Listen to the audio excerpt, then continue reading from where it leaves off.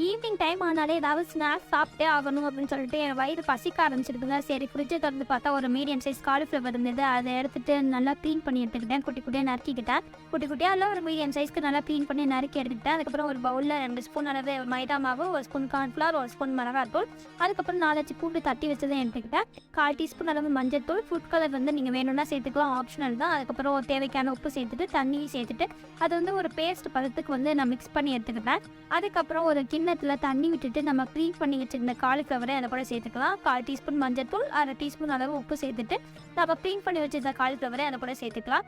அது நல்லா ஒரு 4 to 5 மினிட்ஸ் வெந்ததுக்கப்புறம் நம்ம ஆல்ரெடி ரெடி பண்ணி வச்சுருந்த மிக்ஸ் கூட நல்லா கலக்கிட்டு ஸ்டவ் ஆன் பண்ணிவிட்டு கடாயில் ஒரு கொஞ்சமாக எண்ணெய் விட்டுட்டு நம்ம ரெடி பண்ணி வச்சுருந்த காலிஃப்ளவரை அதில் போட்டு நம்ம எடுத்தோன்னா மொறுன்னு காலிஃப்ளவர் 65 சூப்பராக இருந்துச்சுங்க. நீங்களும் ட்ரை பண்ணி பாருங்கள். டாடா பாய். மறக்காம சேனலை சப்ஸ்கிரைப் பண்ணிடுங்க.